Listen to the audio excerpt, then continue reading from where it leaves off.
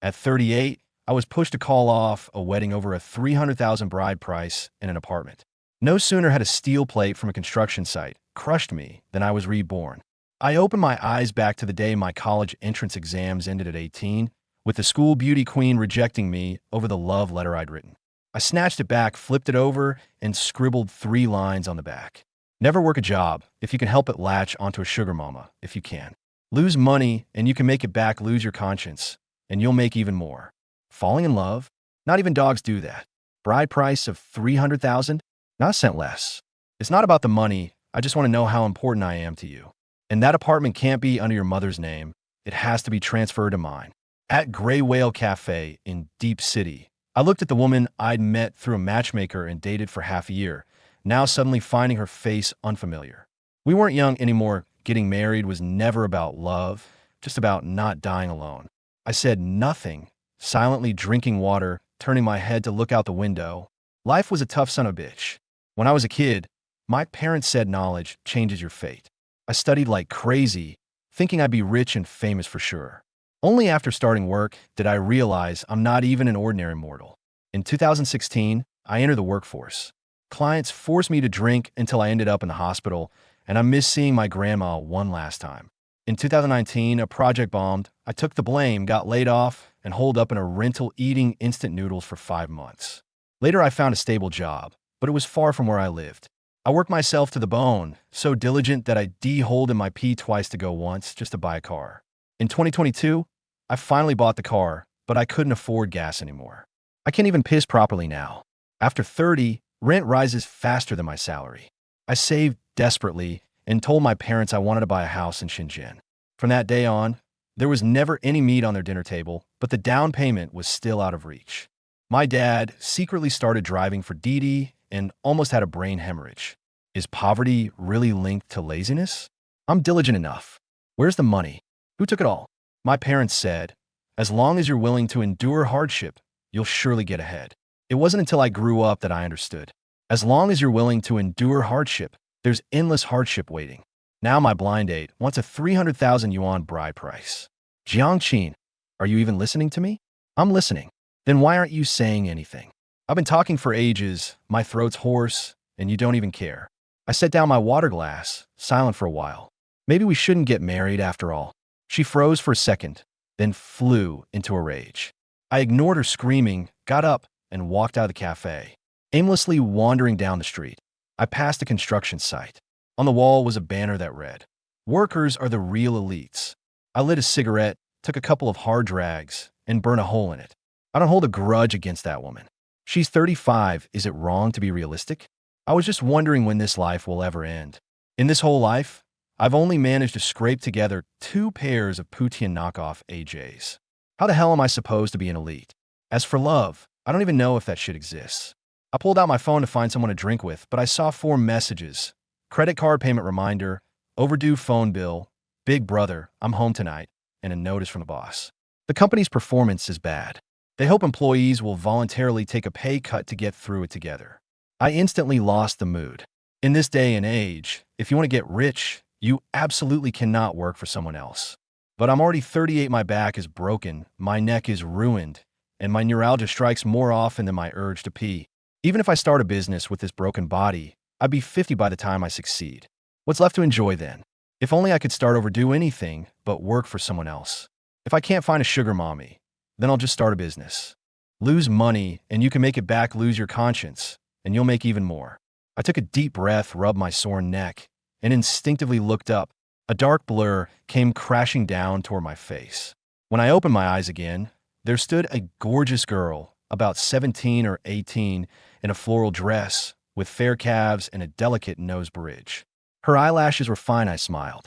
I'd spent half my life working my ass off for a boss who swapped cars and villas, and I'd never even dreamed of a girl this beautiful. A girl this pretty, one slap, and she'd cry for a long time, right? Jiangqin, I really don't want to date anyone. Sorry I couldn't smile anymore. The person before me was Chu Siki, the class belle from high school. I chased her for 7 years. Almost got rejected to the point of questioning my existence, not like some desperate simp, but Chu Siki always butted into my life under the guise of friend. Bossing me around, forbidding me from dating other girls, occasionally tossing me a shred of hope, throwing me a couple of sweets. She tortured me enough. I'll consider you when we start freshman year, she said. Sophomore year had heavy coursework. Junior year had too many competitions until the second semester of junior year. She was arm in arm with a tall, skinny guy, wearing matching couples outfits, and asked me with a grin, "Don't you think he's handsome?" After that, I sealed my heart with concrete. Barely found someone to marry at 38. Back in '08, the term backup didn't even exist. I only understood it later. I was nothing but a damn backup. Now, reborn, I tremblingly reached out and grabbed at the air twice. No ding sound, no system, no golden finger. I closed my eyes and called out with my mind for ages. Nothing. Damn, it a fake reborn, not even equipped with proper gear. Jiangqin, did you hear me? I really don't want to be in a relationship right now. Fine, whatever you say, I replied casually. Chu Siki froze, as if she hadn't expected me to be so straightforward. Did you not hear clearly? I just rejected you. I heard you. I'm not deaf. So you have nothing to say to me? I stared at her hand. What's that in your hand? She defiantly held up the envelope. It's the love letter you just shoved at me. I said I don't want it, so give it back. Don't write anymore. Can you return it to me? I have a use for it. Without waiting for her consent, I took the love letter back, pulled out the page inside, crumpled it into a ball, and stuffed it into my pocket. I spread the envelope flat. I scribbled 2 lines. I'd do anything but work for someone else. If I can latch onto a sugar mama, I will. Money lost can be earned back. If you lose your conscience, you can earn even more. I came back from rebirth just to make money. Love? Even dogs wouldn't bother with that. Especially being a backup, it's the biggest drain. Chu Siki looked at me in disbelief. How can you take back the love letter you wrote for me? Didn't you say you didn't want it? Don't waste it, I'll change the name and give it to someone else. She was choked by my words. Jiangqin, it's not like you have no chance. I don't want to date right now, but in college, it might be different. When that time comes, I'll consider you first. I instantly got goosebumps. Consider me first? What the fuck kind of human talk is that? But I feel like I don't really like you. Let's part on good terms, okay? Chu Siki instantly exploded. Don't you know love needs to be tested? If you can't even handle a little setback, how can I consider being with you? I haven't seen any determination from you. Then find someone else to test. I have more important things to do. Jiangqin, you jerk. I swear I'll never talk to you again. Wait a second. I suddenly called out to her nervously. Chu Siki's eyes lit up, full of smugness. What? Don't tell me you're retaking the college entrance exam. Is it over yet? Which subject are you on? She froze. It's over. It just ended this morning. I breathed a sigh of relief. Great. If I had to take it again, I couldn't even get into a vocational school. You call me just for this? I ignored her, got on my bike, and rode off. A young body is really something. No fatigue, no aches. I pedaled fast, the wind blowing my hair back. This feeling was something I hadn't had in ages. Half an hour later, I arrived at the prosperous neighborhood in the north of the city. The building was discolored, the walls peeling like a rash, not even a proper gate. If I remember correctly, this would be one of the first areas in the old district to be demolished. In July of this year, the demolition notice was issued, and by October the compensation had arrived. I stared at this old neighborhood, drooling with greed. But the problem was, I had just finished the college entrance exam. My pockets were emptier than my face.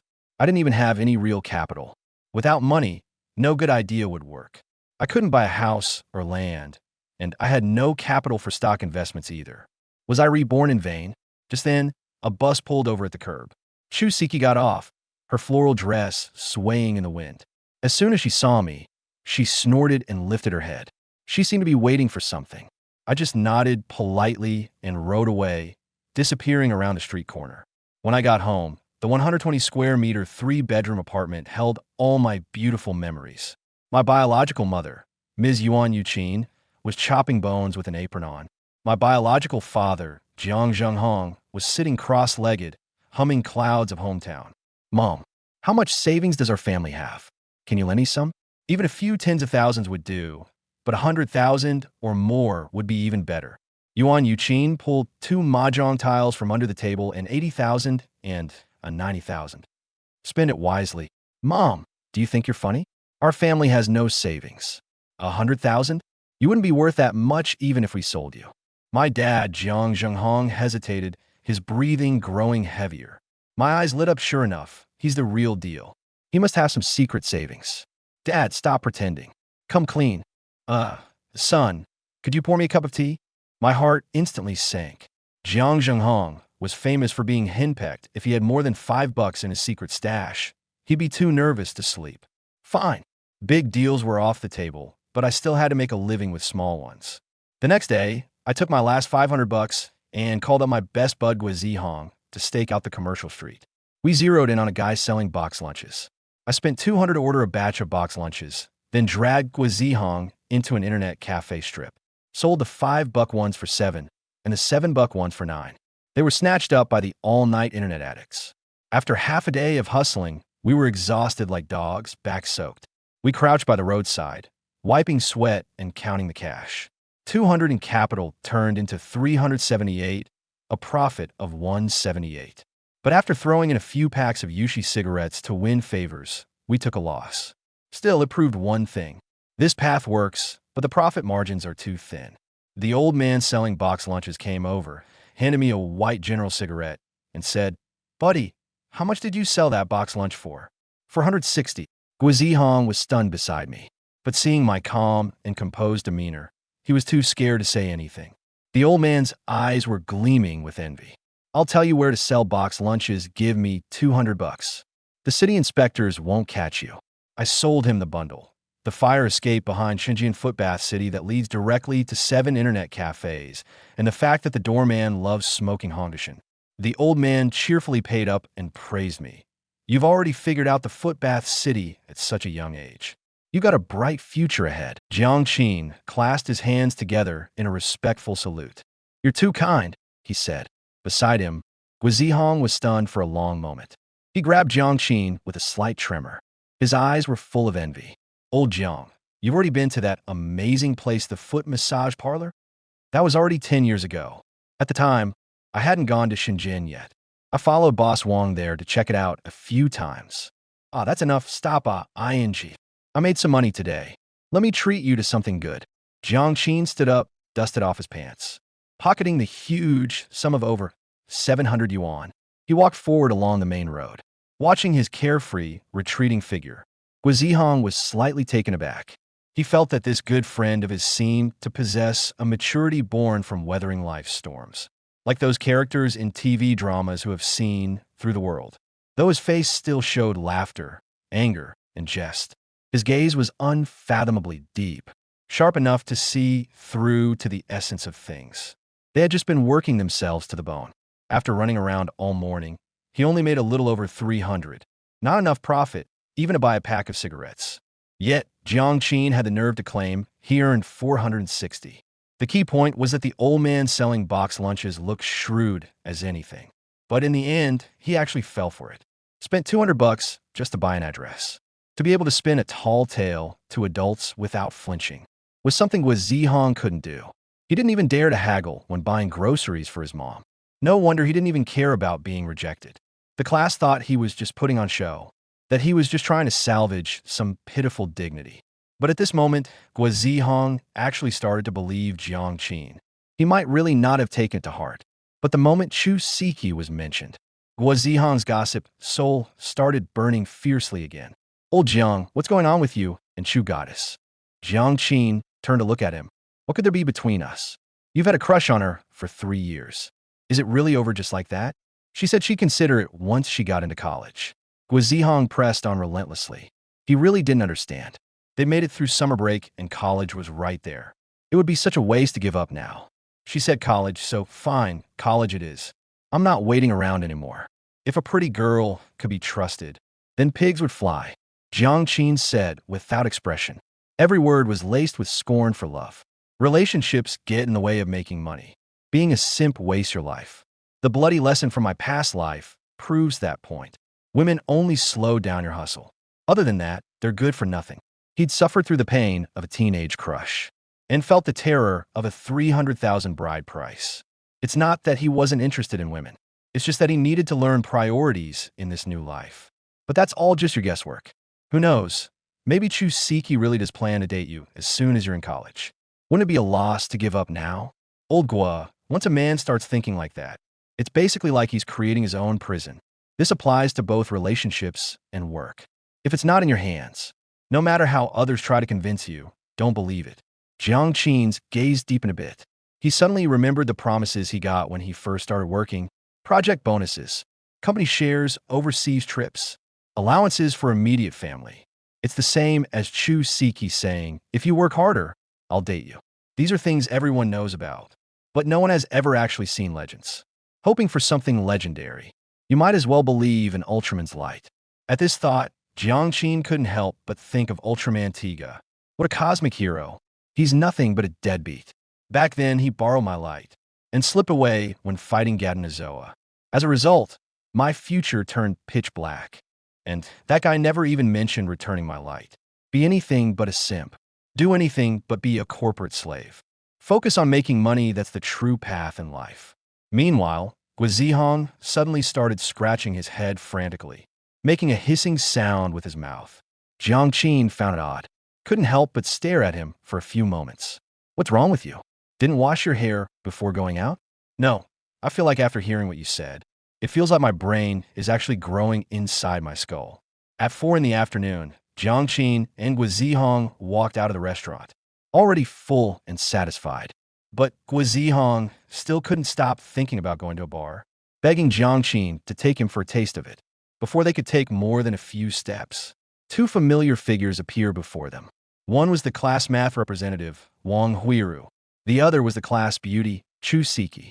The two girls were walking arm in arm out of the pedestrian street, one holding a corn dog, the other holding a candied hawthorn stick. The hot summer weather left them slightly sweaty, and even the hair on their foreheads was dampened. Their faces were flushed a rosy pink from the heat, and with their rapid breathing, their barely developed chests rose and fell continuously. Wang Huiru had delicate features, giving her a gentle girl-next-door charm. When she smiled, she had 2 dimples. She was wearing overalls, youthful and lively, and could be considered a beauty on her own. But next to Chu Siki, she paled in comparison. Chu Siki was wearing a beige long dress today, with the hem falling to her knees. Her eyes were lively and brilliant, her features delicate, with full red lips. Her skin was fairer than snow, making Wang Huiru beside her seem like a mere backdrop. As soon as the four met, the first to react was Wang Huiru, who had been looking straight ahead. She immediately raised her hand and waved. Jiang Qin, Guizihong, what are you doing here? Hearing someone calling his name, Jiang Qin instinctively looked up. His gaze inadvertently crossed Chu Siki's in the bustling crowd. Then he suppressed his smile, turning his head away with a hint of indifference. Perhaps because he carried memories of his past life, Jiang Qin viewed interpersonal relationships with a somewhat god-like perspective. Thus, he truly held no fondness for Chu Siki. But his nearly 40-year-old soul granted him enough maturity and composure, not to simply turn around and leave. Yet it was limited to that extent. We're doing business. Guizihong was the type who could smile at anyone. If he were a bit better looking, he could definitely be considered a warm-hearted guy. But unfortunately, his looks didn't make the cut. He barely qualified as an ardent goblin. So when Wang Huiru asked what they were doing, Guizihong spilled everything about their lunchbox business that day. His words were filled with pride, as if it were something to be proud of. In fact, Guizihong wasn't wrong. It was indeed something that sounded really impressive. You have to understand, high school students of this era were still quite shy. Getting asked for directions by a stranger could make them nervous for half a day, let alone going out to earn money. Of course, there were indeed some high school students who wanted to experience life and had the idea of making money in their minds. But at most, they would do a part-time job, hand out flyers. Yet, Jiang Qin had managed to earn several hundred yuan by pulling off a no-capital scheme, buying low and selling high, playing the middleman to pocket the price difference. Who wouldn't be amazed hearing about this? Wang Weiru's father was a primary school teacher. His monthly salary was only 3,000 yuan, after deducting social insurance and housing fund. On average, it was less than 100 yuan a day, although income can't simply be measured by an average. But the fact that Jiang Qin could earn 270 yuan a day was already a huge shock to their worldview, especially when Guizihong vividly described how Jiang Qin coolly handed a cigarette to the internet cafe manager and used an address to sell something for 200 yuan. Jiang Qin's image instantly grew much taller in Wang Huiru's mind. Jiang Qin, why did you suddenly start learning to do business? Saving up to get a wife. Jiang Qin casually made up a reply. Wang Huiru burst out laughing at his words. Starting to save now? Just how expensive of a wife are you planning to marry? Jiang Qin slightly raised the corners of his mouth. That depends on how many I'm marrying. The more I marry, the more money I need. You want to marry multiple? In your dreams. Then, Wang Huiru chatted with Gua Zihong about college application choices, her tone full of longing for university life. Jiang Qin, however, remained an observer, a smile on his face, without saying anything more. He had already experienced college life once before, so he didn't have much longing for it, nor much desire to chime in. Even though Gua Zihong and Wang Huiru's fantasies about college life were wildly off, he didn't step in to correct them like some know-it-all. Life is something you have to experience yourself for it to mean anything. No one has the right to presumptuously shatter someone else's dreams. Even if you do know a lot, you still have to consider whether they want to know. And during this whole process, Chu Siki's gaze turned slightly cold, a resentful expression on her face as she watched Jiang Qin. From the moment she rejected Jiang Qin's confession, she felt as if Jiang Qin had become a different person. He no longer messaged her on QQ, no longer said good morning or good night, no longer secretly left messages on her Qzone. He'd changed his avatar and updated his signature, as if they had become strangers. The worst part was that yesterday, when she was suddenly in the mood to check his Qzone, she was forcefully logged out without warning. When she tried to go in again, she found his space was locked. This irritated her to no end. The more she thought about it, the more wrong she felt. So she sent him a message, pretending nothing was wrong, asking him why he had locked his space, whether it was locked for everyone or just for her. But up until now, Jiang Qin hadn't even replied with a single character. But why should this be? You're the one who likes me, it's not like I like you. Why do you have to suddenly stop sending me messages? Why do you have to block me from your space? I never explicitly said I hate you, nor did I tell you to stop pursuing me. Why do you have to decide to give up on your own? At the thought of this, Chu Siki couldn't help but recall that afternoon when she took the bus home. She had run into Jiang Qin by the roadside. She thought he had come to apologize. She had already decided at that time, if Jiang Qin's attitude was good enough, and he admitted he was just being stubborn, then maybe she would give him a little chance. But unexpectedly, he just nodded slightly, and then rode away on his bike and disappeared. Teenage girls have very sensitive hearts and a proud sense of self-esteem. Being treated like this by someone who once pursued her desperately would make anyone feel full of grievance. So Chu Siki went home and had a fit of temper, and swore she would never say a word to Jiang Qin again, even if Jiang Qin apologized over and over. No matter how much he begged, she wouldn't show the slightest bit of softness. But until just now, when she ran into Jiang Qin on the street again, Chu Siki couldn't help but start imagining again. She secretly thought to herself, as long as Jiang Qin would take the initiative to greet her and humbly admit that he was wrong, and she could coldly respond to him with a few words. But what she didn't expect was, Jiang Qin had been standing there calmly the whole time. Other than exchanging a few words with Wang Huiru, he hadn't even glanced at her. Chu Siki grew angrier the more she thought about it. Her full chest heaved up and down. She subconsciously tightened her arm around Wang Huiru's. Wang Huiru winced in pain and snapped back to attention.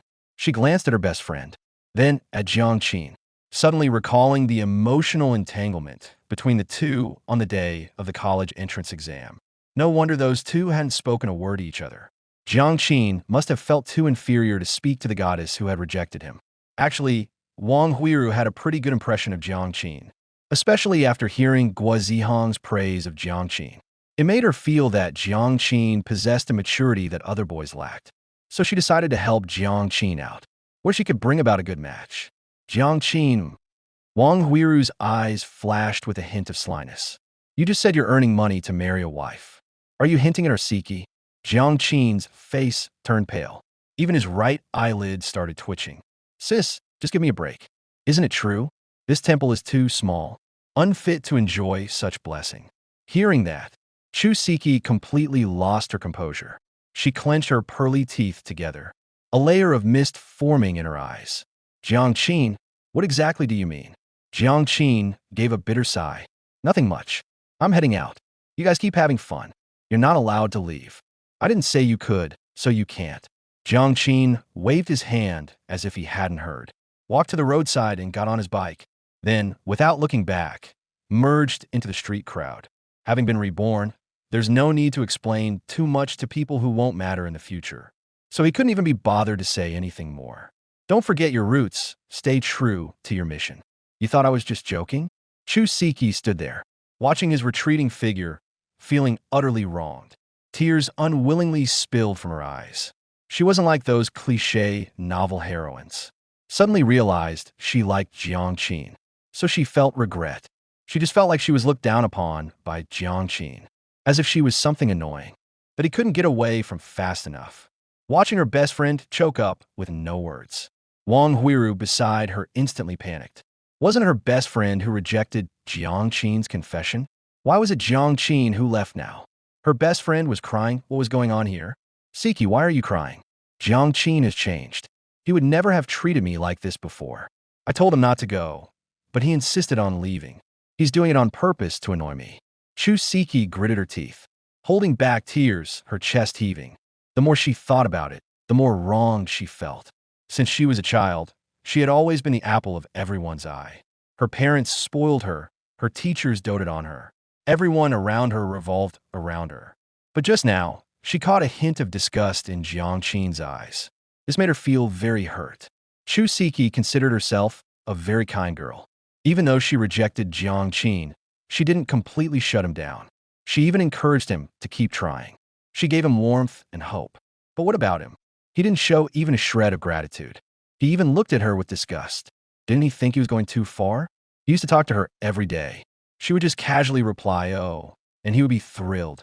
Now, she was the one taking the initiative to speak to him, and he still wasn't satisfied. Huiru, even though I rejected him, he just stopped pursuing me like that. Don't you think he's being unreasonable? I clearly gave him hope. Wang Huiru didn't know how to respond. Logically speaking, after Jiang Qin confessed and was rejected, he decided to stop pursuing her. That was only natural. But Chu Siki kept going on about hope. What exactly did she mean by that? Have you already fallen for Jiang Qin? Just wanted to see how determined he is. Thinking that if he could persist, I might agree. Chu Siki immediately cut her off. How could that be? I admit I have some feelings for him, but not to that extent yet. At the very least, he needs to pursue me a bit longer. Wang Huiru was silent for a long while. How long is a bit longer exactly? I don't know, but he definitely has to show me his greatest sincerity. I want to consider it until I'm completely swept off my feet. Siki, it's fine to let him keep trying. But have you thought about this? What if you meet someone you like even more later on? Of course, I'll choose to be with the one I like more. And Jiang Qin? Chu Siki thought for a long time before speaking. And it just means we weren't meant to be. It's not my fault either. After hearing this, Wang Huiru felt a chill run down her spine. Don't you think that if that day really comes, Jiang Qin would be pitiful? He held on for so long, yet he saw you with someone else. What else could I do? I can't just give up on the person I like. Just because he persisted for so long, I should choose him? Wang Huiru's mind was in a mess. She felt that Chu Siki's words sounded fine at first glance. But the more she thought about it, the bigger the problem seemed. Wasn't this just wasting his time? But she and Chu Siki were best friends. From the standpoint of their relationship's closeness, she couldn't speak well of Jiang Qin. Instead, she had to stand firmly by her best friend's side. Siki, don't worry. I think Jiang Qin is definitely putting on an act. Pretending. He's just a bit lost after being rejected, and feels like he's lost face. So he's faking indifference. But I bet he won't last a few days before he comes looking for you again. After hearing that, Chu Siki indeed stopped crying. That proud and petty streak surged back up, even if he really regrets it. I will never give him another chance. Wang Huiru nodded firmly after hearing that. Yes, you must never give him another chance. So when will he regret it? Do you really want to see him regret it? Wang Huiru couldn't help but ask. Chu Siki thought for a moment. Then she nodded very seriously. She felt that Jiang Qin was too wicked, toying with her feelings and self-respect. Only if he regrets and comes back to her, and she gets to reject him harshly, only then would her anger be appeased. Wang Huiru couldn't help but sigh inwardly, not knowing what to say next. She felt it was best if Jiang Qin never turned back. Better to retreat completely now. Otherwise, who knows what kind of mess it would become. But she had no idea that Jiang Qin had already witnessed the ending, had seen with his own eyes how youthful joy was discarded like worthless rags. That was why he had absolutely no fondness for Chu Siki. Love is just like that. It makes no sense at all. You can love someone for years, cater to their every whim, be attentive in every way, yet never even hold their hand.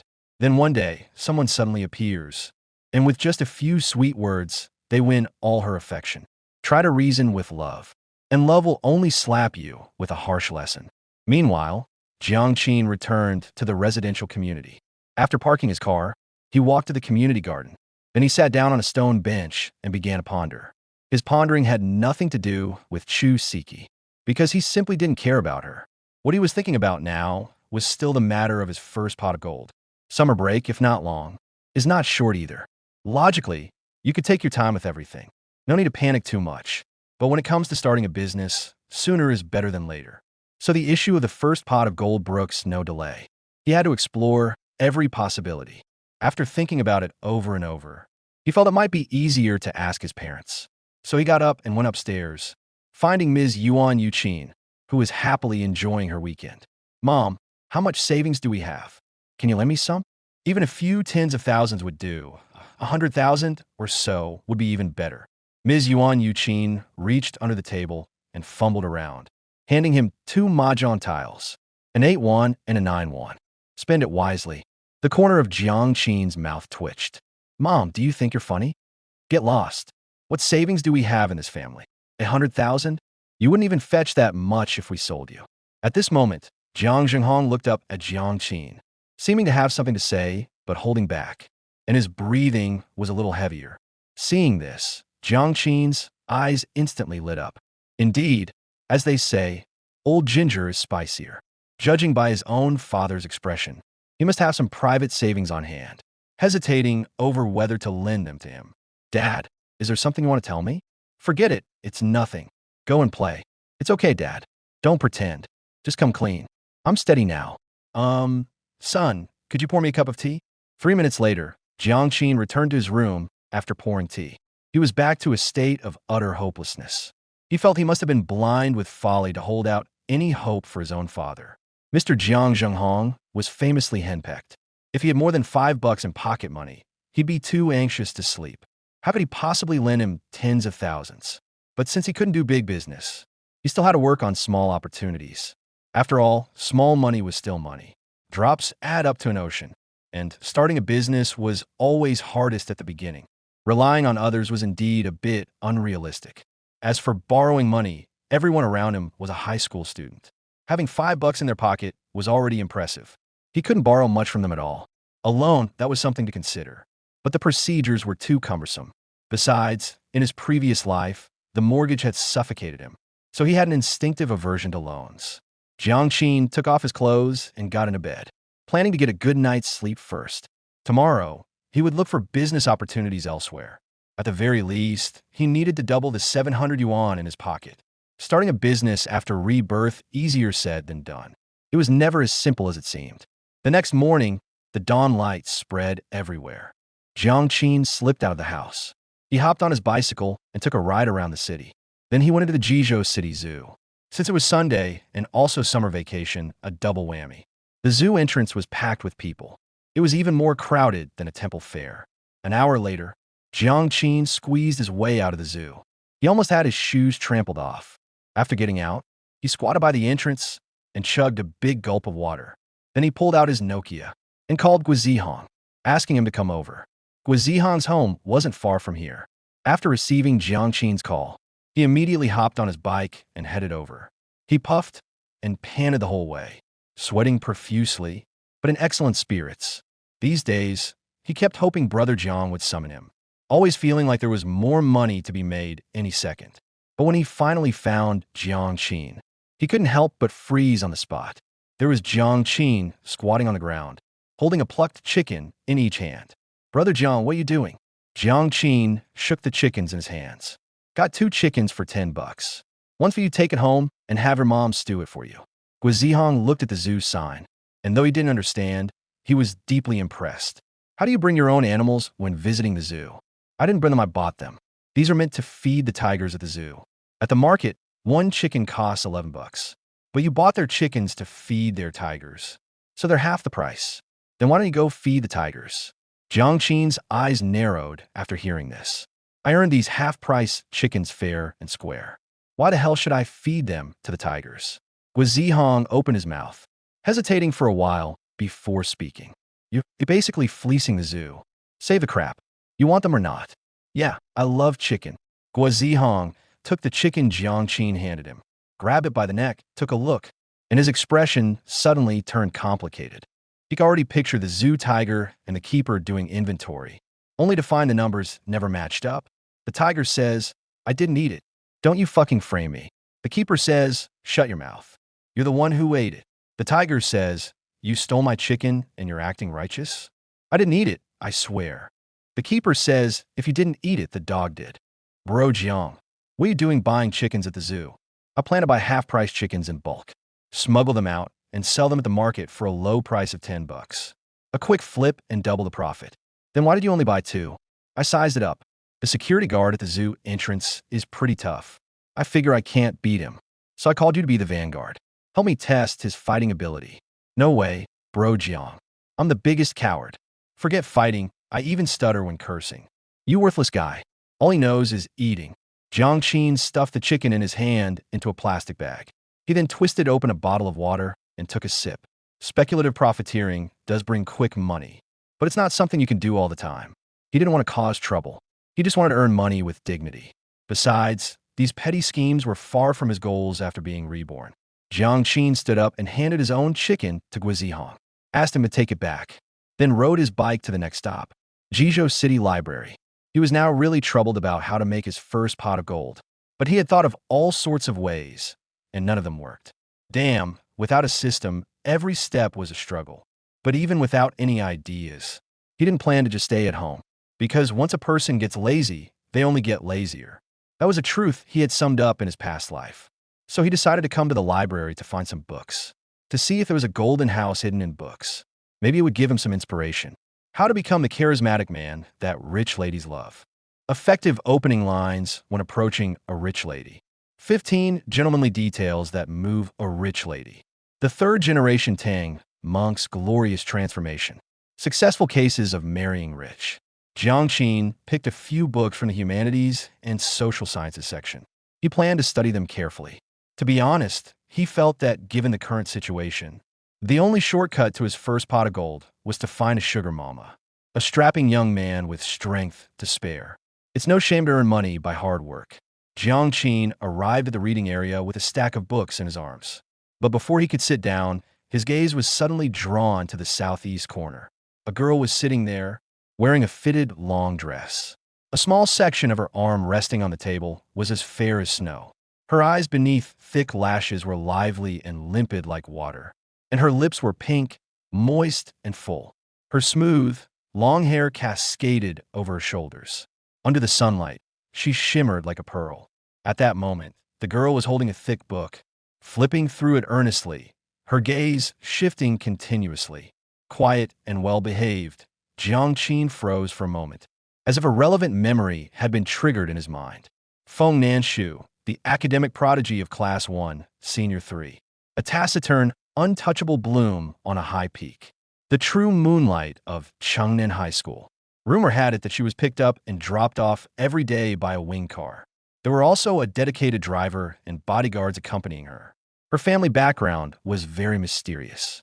Some said her father was a wealthy businessman with international dealings.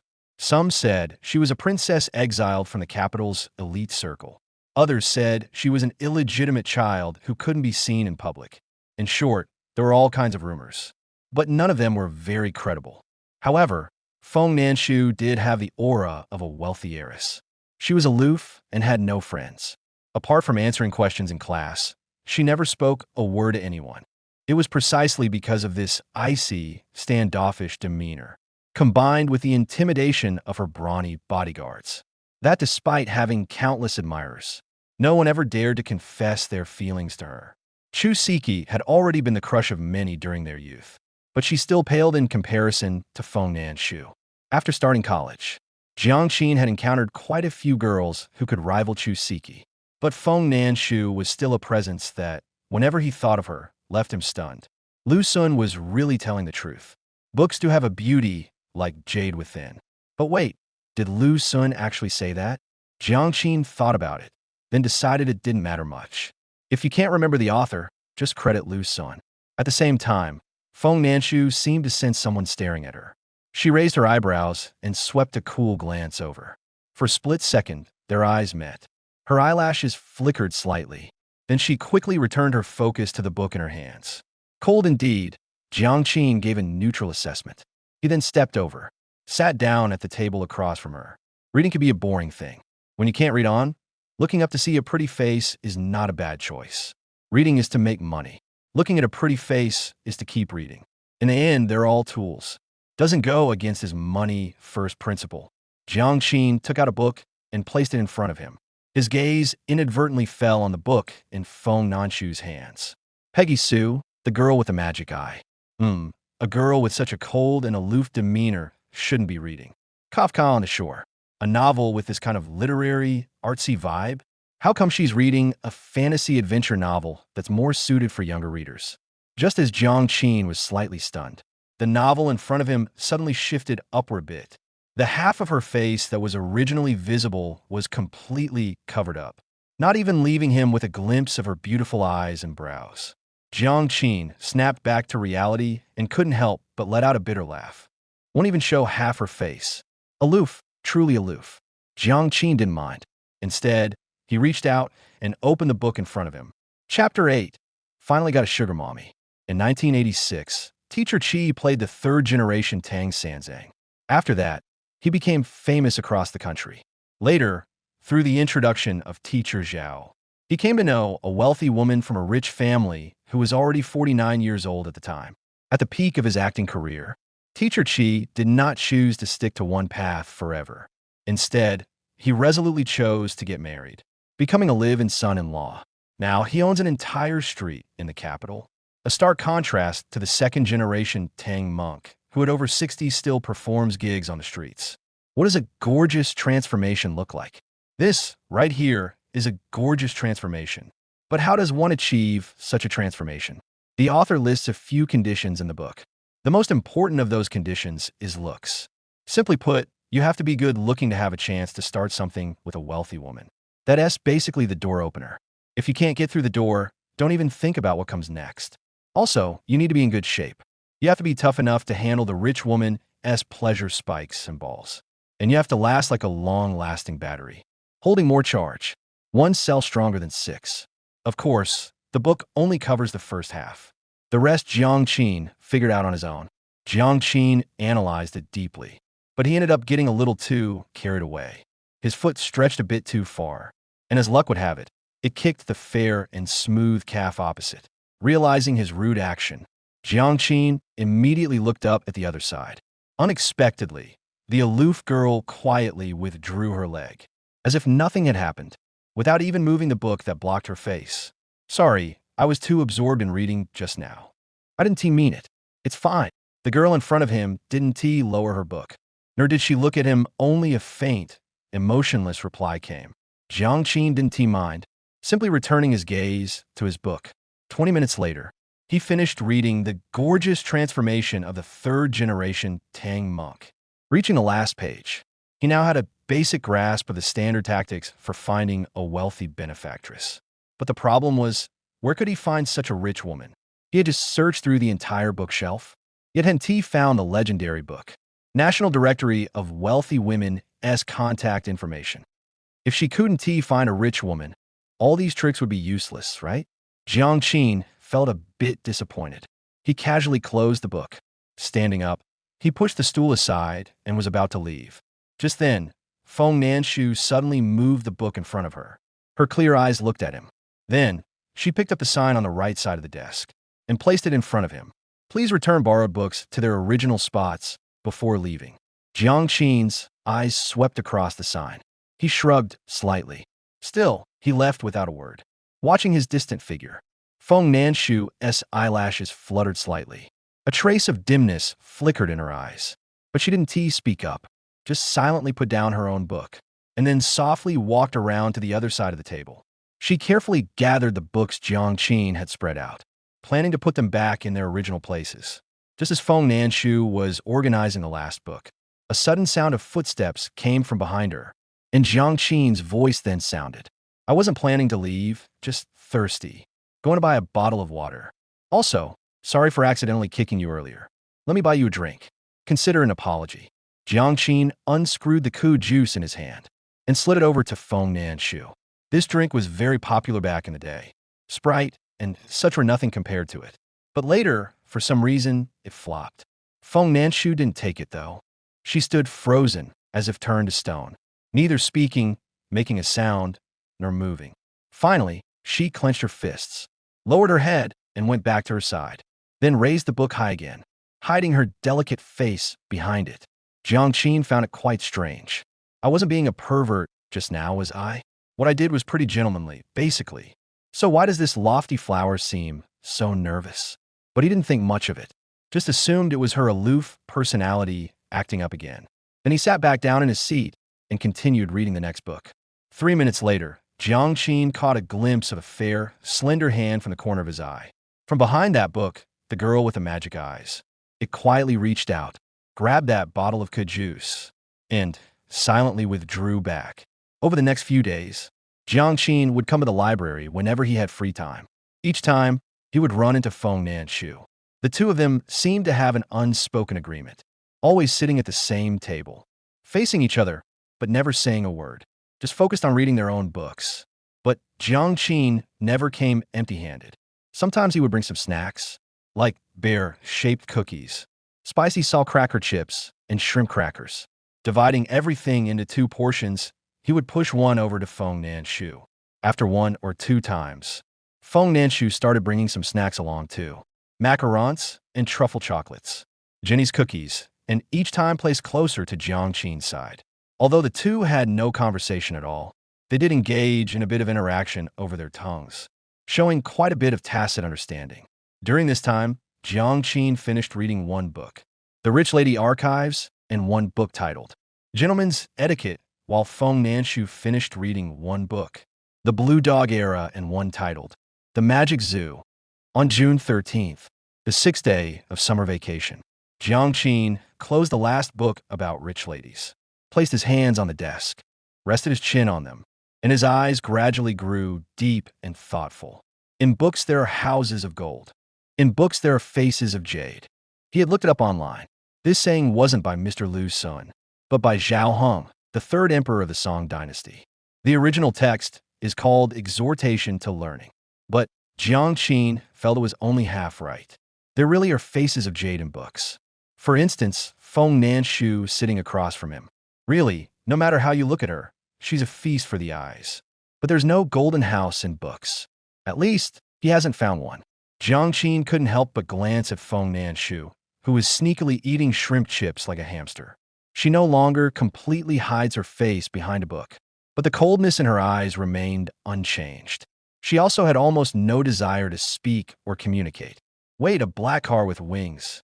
She had a dedicated driver to pick her up and drop her off. She even had security personnel accompanying her. Macarons, Jenny cookies, truffle chocolate. Jiang Qin's eyes widened slightly. He thought to himself, his brain was really dumb. He had been thinking about how to meet a wealthy woman, but forgot that the one sitting right in front of him was a wealthy woman. At the same time, Feng Nanshu suddenly noticed Jiang Qin's gaze on her, so her movements froze. She slowly put the shrimp chips she had just picked up back into the bag. I didn't say you can't eat. Go ahead and eat, oh. Feng Nanshu picked up another shrimp chip, put it in her mouth, but realized Jiang Qin was still staring at her. So her gaze gradually became puzzled. Classmate Feng, can I borrow some money from you? Jiang Qin coughed. Try to make his expression as sincere as possible. Feng Nanshu blinked in confusion. Then after a moment of silence, she took down the small black leather bag hanging on the chair, took out a pink wallet with a metal clasp from inside, and slapped it straight onto the table. Jiang Qin was completely at a loss. He thought to himself, judging by her manner, she's definitely a wealthy woman. But the money he was talking about wasn't just a few hundred. It was a lot. I want to borrow a bit more. How much? Jiang Qin had originally wanted to just state a number, but he was torn about how much to say. He felt that if he said too much, it would put her in a difficult position. But if he said too little, it wouldn't be enough. How about this? Just lend me whatever you have, but I'll give it back to you soon. I won't run off with the money, for sure. After a moment of thought, Feng Nanshu nodded obediently. Got it. I'll bring it for you tomorrow. Jiang Qin was at a loss again because of her. Since when was borrowing money such a simple thing? Was this still the same world he had been reborn into? The warm sunlight streamed through the library's huge floor-to-ceiling windows, falling on Feng Nanshu, giving her soft hair and thick eyelashes a faint golden hue. She sat upright and proper, quiet and well-behaved. Her slender fingers pinched the corner of a page, gently turning it. Her lively eyes were filled with purity. After finishing this page, she picked up a shrimp cracker and ate it, making a crunching sound, then continued to turn to the next page. After repeating this a few times, the bag of shrimp crackers gradually became empty. It wasn't until Feng Nanshu reached for another piece that she realized this was the last one. She looked up at Jiang Qin. I'm done eating. You finish the rest. A glint of delight sparkled in Feng Nanshu's eyes. She pinched the last slice and ate it. Then she turned to the next page. Jiang Qin stared at her for a long moment. He realized Feng Nanshu wasn't joking with him. She really did agree to lend him the money. But why did he feel such a surreal sense of disbelief? Don't I need to write an IOU? At the very least, shouldn't she ask what I need it for? Or I'll pay it back. Jiang Qin had the soul of a 38-year-old uncle. A pure creature like a high schooler. Should be an open book to him in theory. But he truly couldn't understand Feng Nanshu's moves. Though that made sense, since he had no contact with wealthy women before his rebirth. No wonder he was at a loss. Maybe all rich women are like this. At 4:30 in the afternoon, Feng Nanshu suddenly placed a bookmark into her book. She stood up and smoothed her skirt, then returned the book to the shelf. She left at this exact time every day. Clearly, she had a strict curfew. But this time, before leaving, Feng Nanshu paused deliberately, then turned around and waved goodbye to Jiang Qin. Not so aloof after all. Jiang Qin watched her leave, then turned to look out the huge floor-to-ceiling window. Through the glass, he could clearly see the black Bentley parked downstairs. The driver wore white gloves, already holding the door open, waiting respectfully, and the bodyguard stood by the open door, his expression stern and alert. Feng Nanshu walked out of the library calmly like that, silently slipped into the car. With a roar of the engine, she disappeared into the street before dusk. The golden house and the jade-like beauty turned out to be the same person. Suddenly a bit hungry. Let's go home first. Jiang Qin picked up that Guide to Living Off a Woman and put it back on the bookshelf.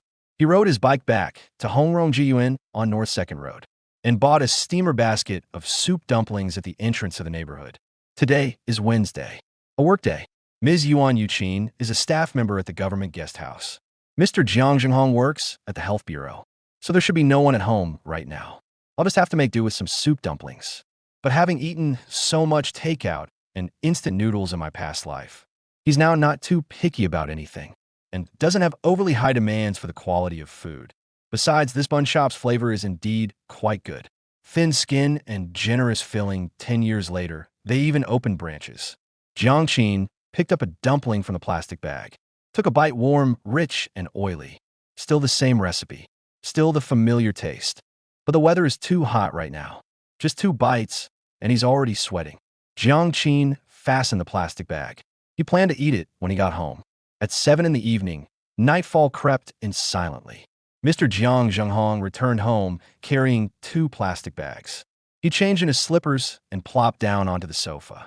His forehead was covered in sweat. Breathing heavily, he hurriedly called out to Jiang Qin to pour him some water. Dad, where have you been? How did you get so exhausted? Your mom said the vegetables at the South Village Market are cheap. I rode my bike for 40 minutes and bought a bunch of stuff. All your favorites. Jiang Qin placed the cup of water in front of him. It's only a few cents cheaper. It's not worth the effort. Are we that poor? Jiang Zhenghong picked up the cup and took a sip, letting out a satisfied, "This has nothing to do with being poor. You're about to start college. After college, you'll need to get married. There will be plenty of places to spend money in the future. Of course, we should save wherever we can. Can't spend so recklessly anymore." As soon as the words fell, The door hinge gave a creak. The door was pushed open again.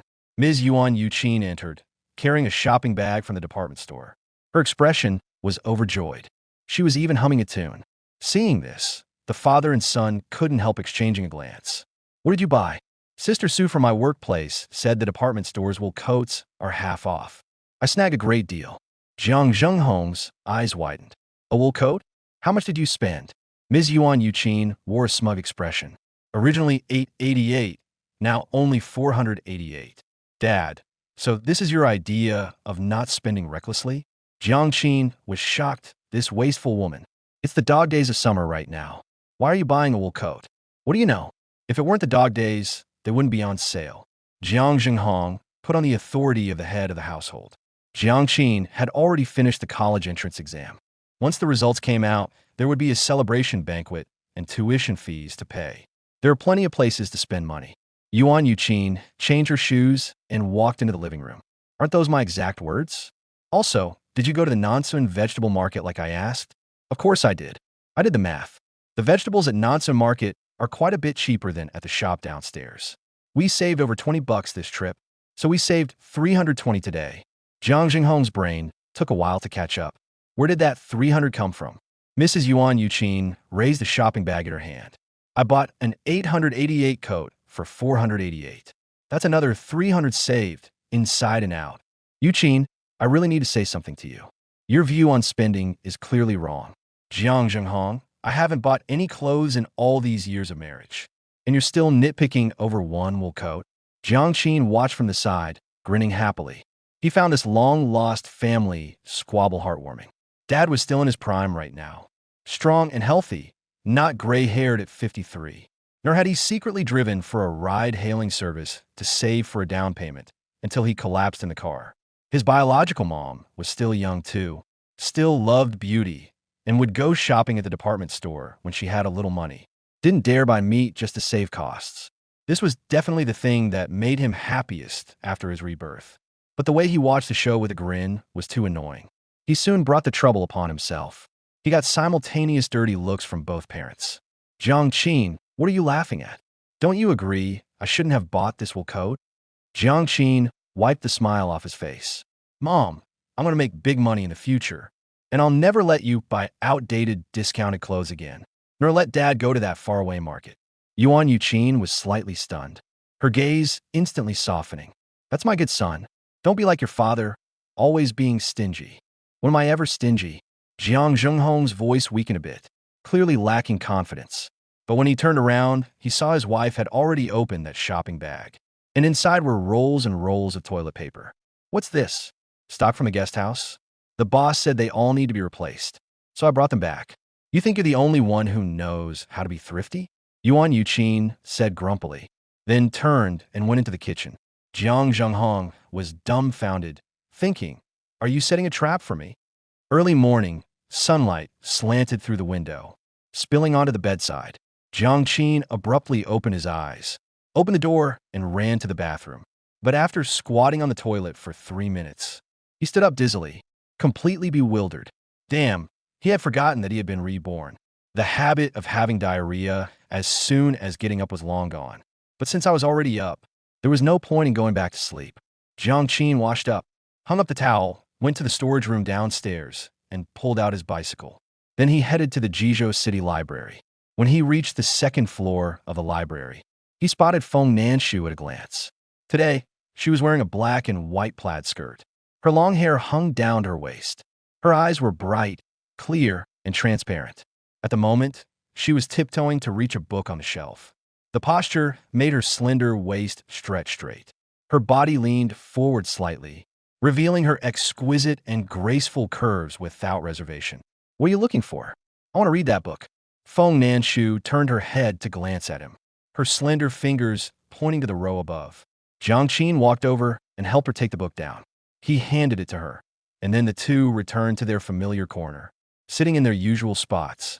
Then, Feng Nanshu opened her small handbag and pulled out an ICBC bank card, slapping it straight onto the table in front of him. "Here, to be honest." Jiang Qin himself felt a bit embarrassed. A 38-year-old man borrowing money from an 18-year-old girl. How could he not be embarrassed? Besides, the first thing Feng Nanshu did when she sat down was take out this card, without even waiting for him to ask. This meant she had been keeping this matter in mind all along. It was somewhat touching, to say the least. Jiang Qin picked up the bank card, his fingertips pinching it against the surface, still feeling a sense of unreality. He had just managed to borrow money standing there like that. He still remembered back in 2016 when he was scapegoated and fired, how he had to borrow money everywhere for rent, and endured plenty of cold stares. It's not exactly a psychological scar, but the feeling was definitely unpleasant for him. Thank you. You're welcome. What's the PIN? 6/8. A rich person's bank card password is truly unpretentious. Jiang Qin put the card into his pocket. He patted it twice, only feeling at ease once he could feel the card's outline through the fabric.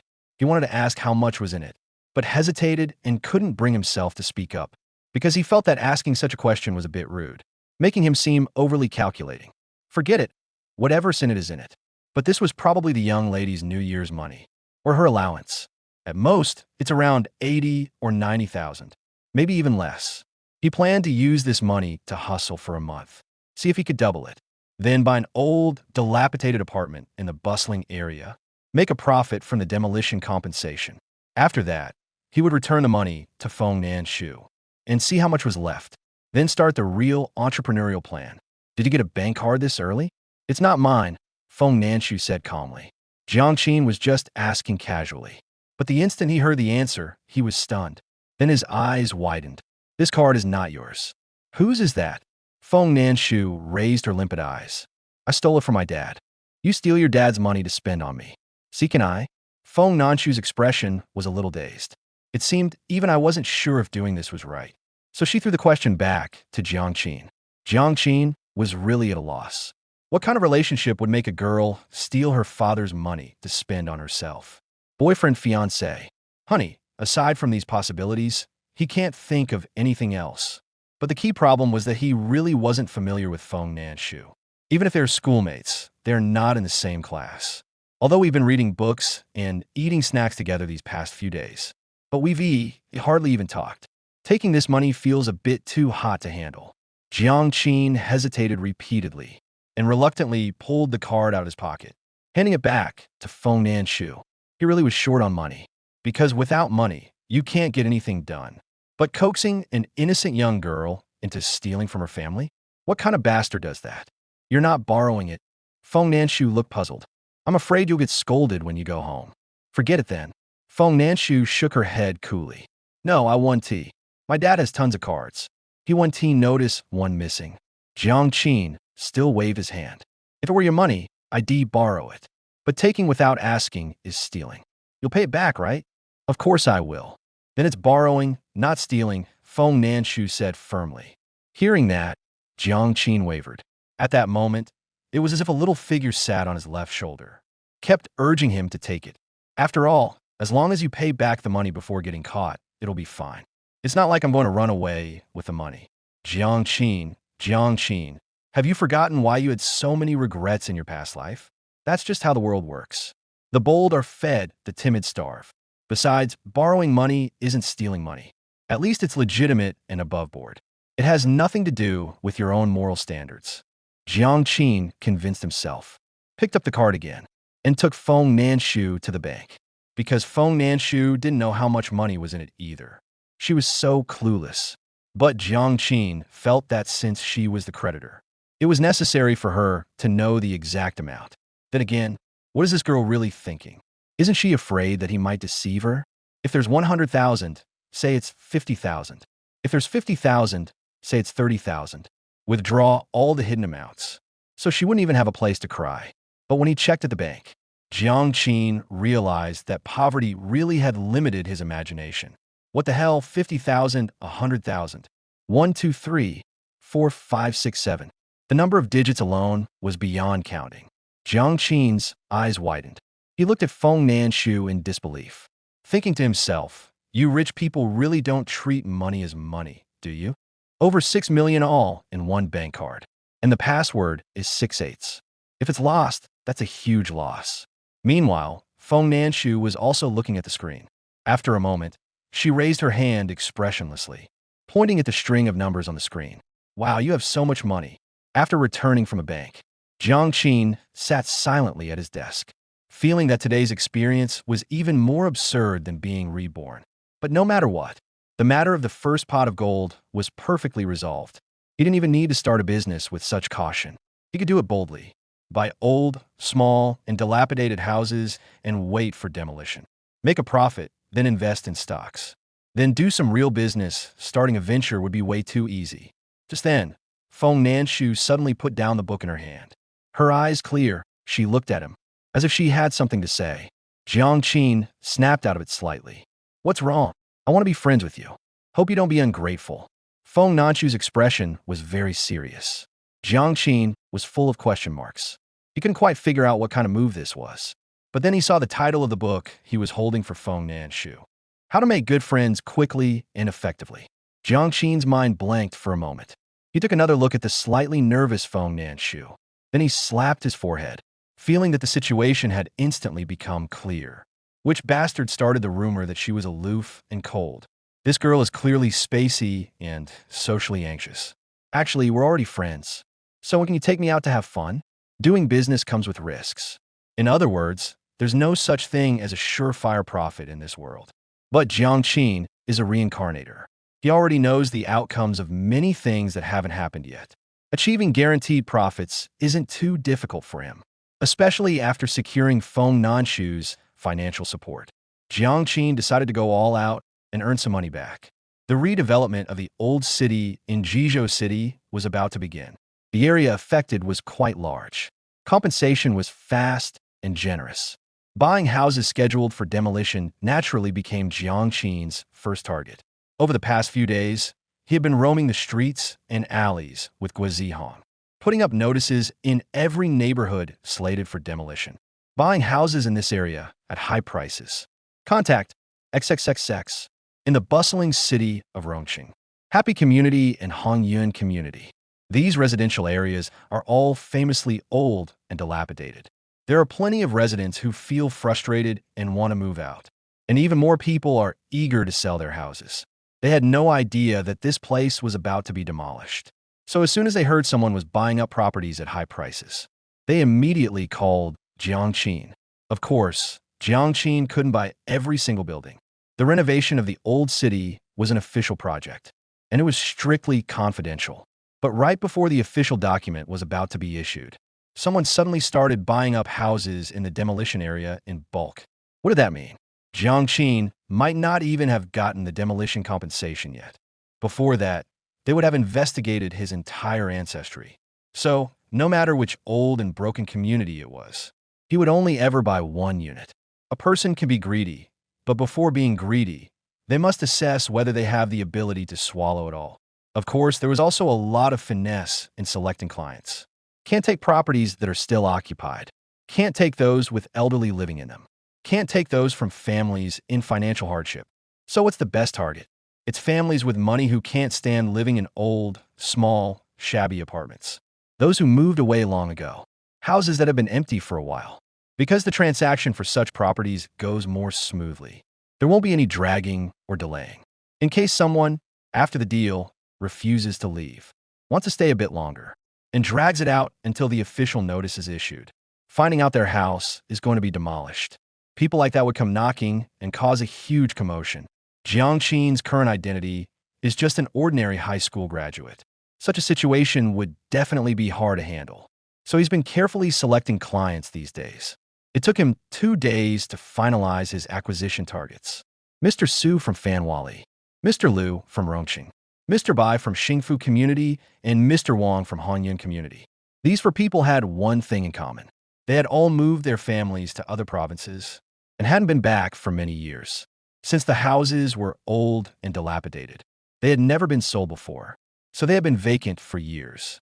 Eager to sell, in mid-June, under the blazing sun, Jiang Qin and Mr. Bai from Happy Community sat in a noodle shop, with a transfer deed and a purchase contract placed in front of each of them. Guizihong had come along with Jiang Qin, sitting nearby, looking a bit nervous, acting like a timid little fatty weighing 140 jin. Uncle Bai, the agreed price was 630,000, and I've already transferred the money. Okay, Mr. Bai looked at Jiang Qin's face, feeling a bit unreal. I saw your ID at the housing authority just now. You're only 18. Jiang Qin didn't mind this kind of age discrimination. Grinning with a grin, Lu Sun once said, "A house does not depend on age. But why are you buying this kind of house? My dad loves old houses like this. He says they have character when you live in them." Mr. Bai nodded thoughtfully, thinking to himself, this must be a wealthy family, treating money like it's nothing, with just a bit of an eccentric taste. Anyway, as long as the house is sold off, it's fine. He had been living in another province for so many years. He had long lost any attachment to this place. This time he was leaving, probably never to return. Mr. Bai packed the contract into his bag, saying he had to catch a train in the afternoon. And then he hurried off. Only then did Guo Zihong lift his head, his gaze heavy as he looked at Jiang Qin. He was completely nervous. A high school graduate spending over 600,000 on a house. Never mind whether it was old, small, and shabby. In Guo Zihong's eyes, it was enough to make his jaw drop. He was still figuring out how to make his QQ space more colorful and exciting. Meanwhile, his classmate was already going around looking at houses and buying one. Who the hell can accept that? The key point is that Jiang Qin is really too bold. Guo Zihong felt that even if he had more than 600,000 in hand, he wouldn't dare spend it. This amount is way too hot for someone their age. You really bought a house? That's over 600,000, man. Jiang Qin pushed the water cup in front of him forward. I'm coming clean. No more pretending. I'm a millionaire, damn it.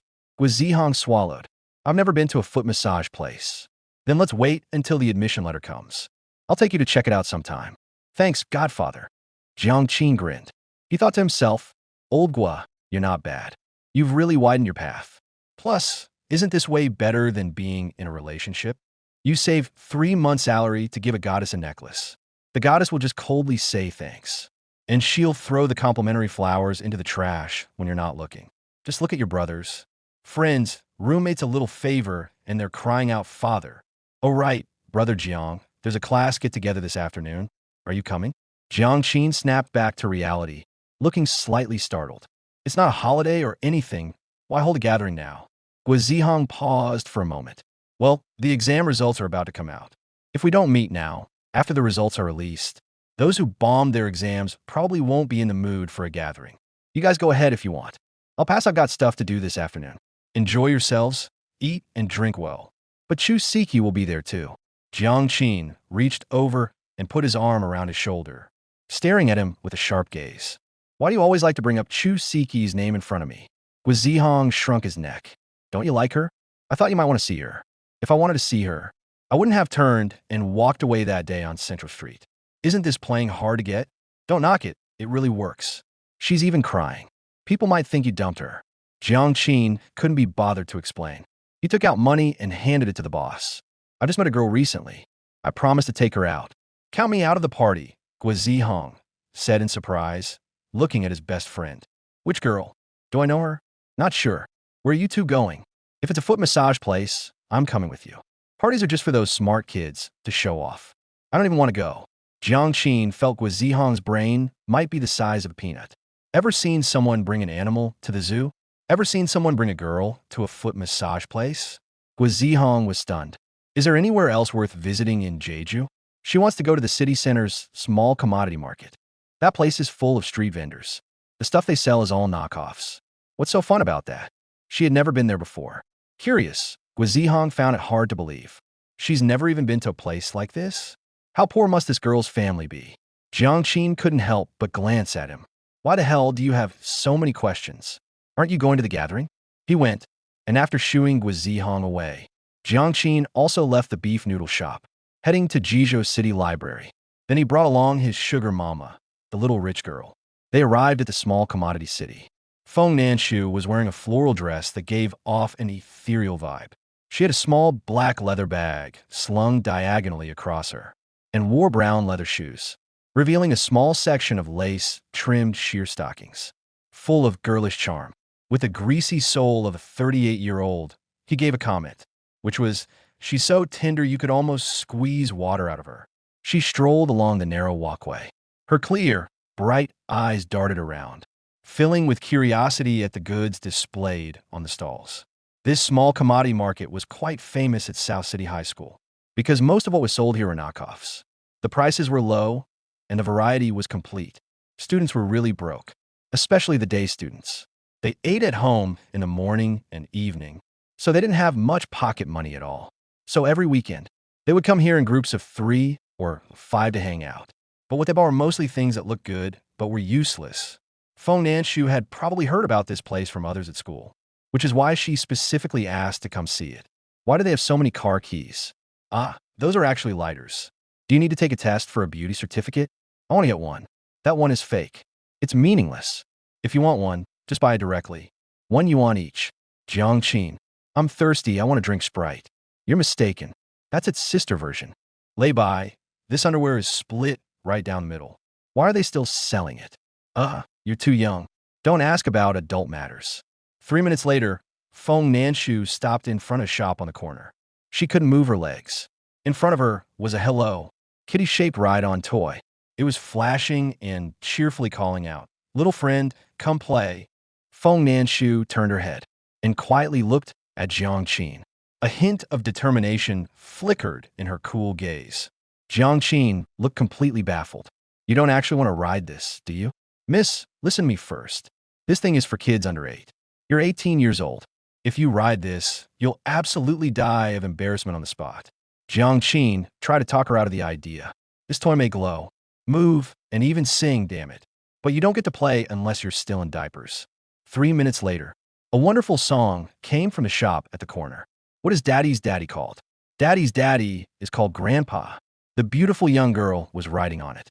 Giggling, she was overjoyed as if flying. Jiangqin weighed the change he got at the store. Couldn't help but let out a wry smile. Then he leaned his shoulder against the doorframe of the shop, his eyes quietly observing her. That day, he happened to see a laminated schedule in Feng Nanshu's bag. Morning, practice piano and violin. Noon, learn ballet and judo. Evening, watch news and read financial newspapers. Only in the afternoon could this girl take a break at the library.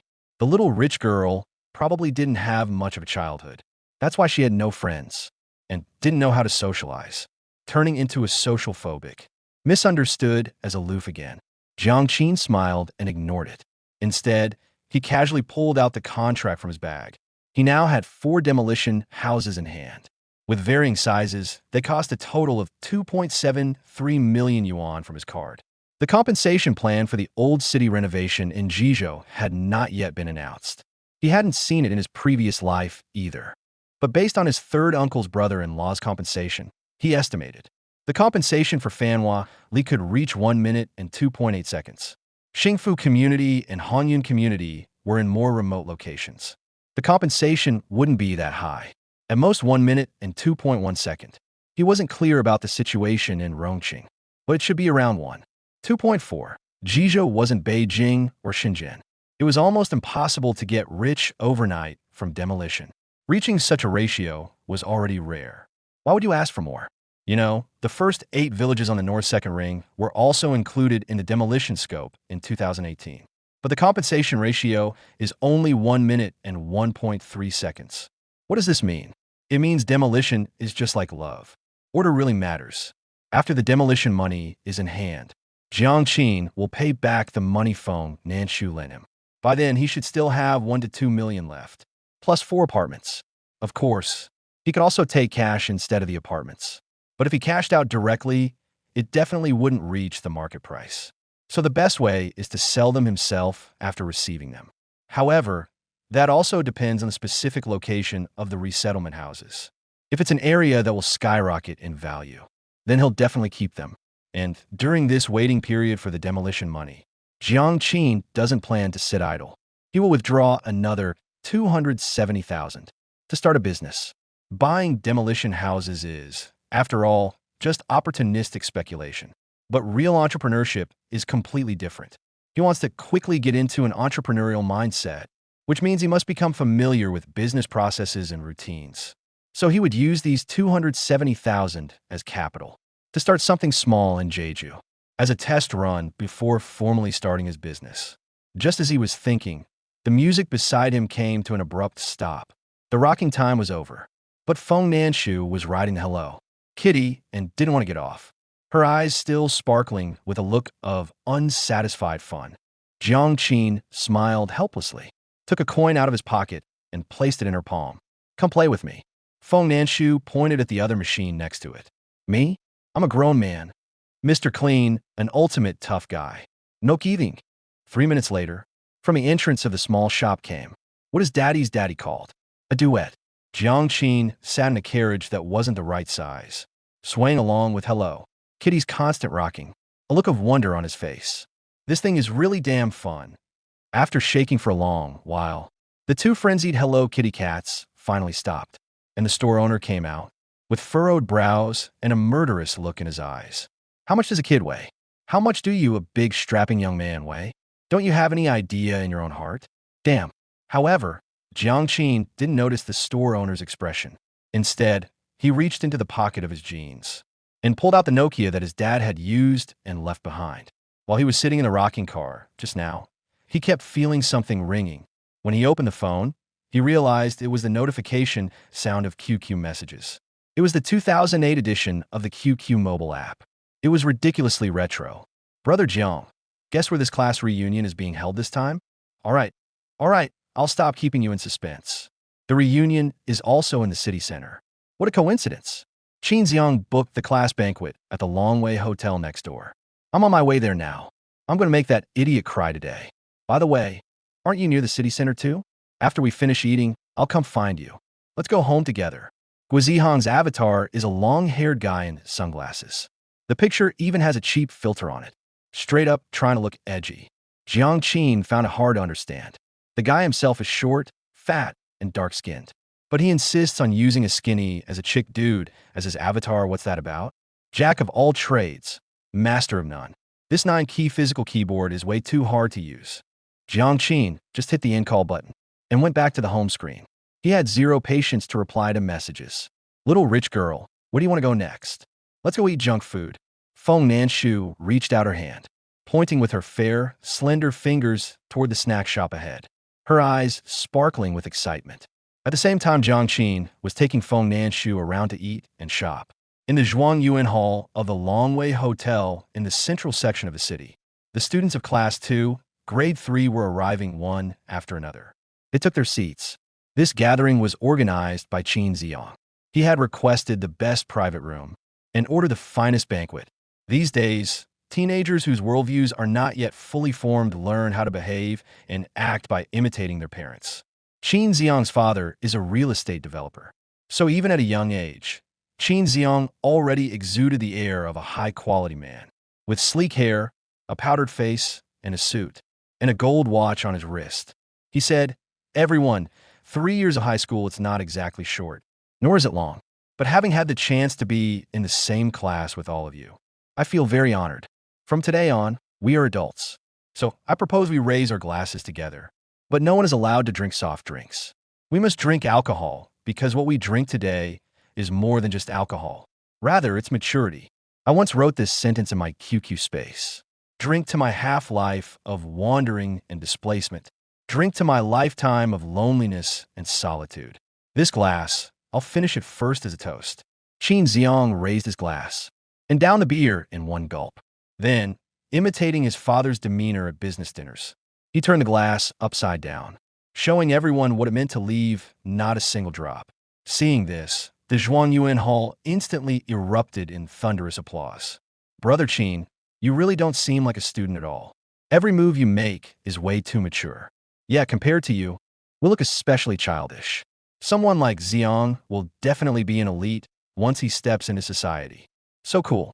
Drink to my half-life of wandering and displacement. Drink to my lifetime of loneliness and solitude." That's the most badass personal motto I've ever seen. Qin Xiang modestly waved his hand, saying he just spoke from the heart, and quietly glanced at Chu Siki sitting across from him. A peacock displays its feathers to attract a mate. High schoolers acting mature are the same. 2008 was the peak of the alternative culture era. Alternative quotes were also hugely popular. Qin Xiang felt he really had that kingly aura, so he kept the corners of his mouth upturned. But Chu Siki's expression was indifferent. She didn't seem very interested. She was looking at her phone because Jiang Qin hadn't come. His QQ avatar was also gray. This made her worry whether Jiang Qin even knew about the gathering. Just then, the door to the private room was suddenly pushed open by a chubby hand. Guo Zihong rushed in hurriedly, muttering apologies. I went to the wrong place just now. Took me a while to find my way here. Hey, Guo Zihong, why are you here alone? Didn't Jiang Qin come with you? Oh, he went to do business. He's been too busy recently, so he won't be coming. Guo Zihong originally wanted to reveal that Jiang Qin had taken a girl out to play, but for some reason, the words took a detour as soon as they reached his lips. Hearing this, Chu Siki across from him immediately bit her lip. Her fists under the table clenched tightly as well. Ever since they last met on Central Street, she had been waiting for Jiang Qin to regret, to come find her and admit his mistake, to beg her to give him another chance. But in the blink of an eye, a week had already passed. Not only did he not regret it, he hadn't even sent her a single QQ message. She felt that Jiang Qin had really changed. He had become so patient. Before, he would feel unbearably uncomfortable if they didn't chat for even half a day, but now he could endure a whole week. Thinking about this made her very annoyed. How could Jiang Qin, who used to be so obedient and agreeable, become like this? She had clearly done it for his own good, had been so considerate of him. She even encouraged him. She hadn't wanted to come to this gathering at first, because Chu Siki didn't like this kind of atmosphere. But she just wanted to see if Jiang Qin was really as carefree as he said he was. In Chu Siki's view, Jiang Qin must be enduring immense pain. And the moment he saw her, he would definitely not be able to help apologizing. But what she didn't expect was that even though Jiang Qin clearly knew about the gathering, he didn't even show up. Jiang Qin is doing business. Qin Xiang looked at Guo Zihong, a hint of surprise on his face. Right? What kind of business is he doing? Opening a store. Chu Siki snapped back to reality, then let out a sneer. He doesn't have that kind of capability. He's just selling boxed lunch over on Central Street. Quiru and I ran into him when we were shopping last time. Huh. Now, selling boxed lunch can be considered doing business? Qin Xiang laughed, though he didn't say much else. But his expression clearly showed disdain. The other classmates around Kuden Tea helped snickering. They felt it was lucky Jiang Qin hadn't come to the gathering. Otherwise, he would have been utterly embarrassed. Although they say all professions are equal in dignity. Even Kong E.G. Kuden Tea take off his scholar's robe. These high school students naturally look down on such low-end jobs. In their eyes, as soon-to-be college students, they were the talented elites of society, the pillars of a nation. Selling lunchboxes was simply too shameful. Guo Zihong felt like cursing after hearing that. My bro Jiang just dropped $650,000 in one go. Do you even know that?